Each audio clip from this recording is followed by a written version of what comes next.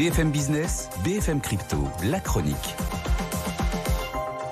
C'est un peu comme sur le marché des actions, hein. Ça tient, mais on sent quand même qu'il y a beaucoup de pression sur le marché des cryptos. Oui, Bitcoin qui perd 1,3% sur la semaine, qui stagne à 27 000 $ malgré une belle petite remontée ces dernières heures. L'Ether, moins 0,5 en 5 jours, là on conserve les 1800. Mais entre les grosses liquidations de Bitcoin, après la folle spéculation autour des meme coins, dernièrement on en avait parlé, et une accumulation de bugs techniques chez Ethereum, on a une phase vraiment compliquée en matière de tendance en ce moment sur les cryptos.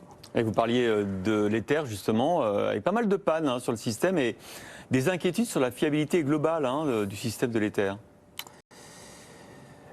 Ouais, une vraie tuile majeure. On rappelle que cette blockchain supporte l'Ether, la deuxième plus grosse crypto en termes de capitalisation derrière le Bitcoin, autour de 220 milliards de dollars, que d'elle dépend aussi le bon fonctionnement de la plupart des stablecoins et des NFT aussi qui se négocient en grande majorité en Ether.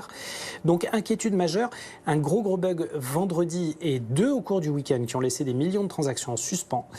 En fait, ce qui se passe, c'est qu'un protocole de développement de nœuds basé sur la blockchain Ethereum, Prism, a reçu pas mal de transactions erronées qui ont nécessité une très forte quantité de mémoire et de capacité de traitement d'un seul coup, provoquant un bug majeur, un engorgement des ordres qui restait à passer derrière, d'où ces crashs à répétition. Alors, Prism a envoyé à tous les validateurs des patchs correctifs pour pouvoir mettre à jour rapidement leur système et rendre les transactions effectives, mais pas impossible qu'il y ait de nouveaux bugs, tant il reste de quantité de données à traiter, à finaliser, et certains analystes prévoient même un scénario un petit peu similaire pour d'autres exploitants de nœuds sur la blockchain Ethereum, qui aura connu beaucoup de mises à jour en très peu de temps dans sa logique même de fonctionnement.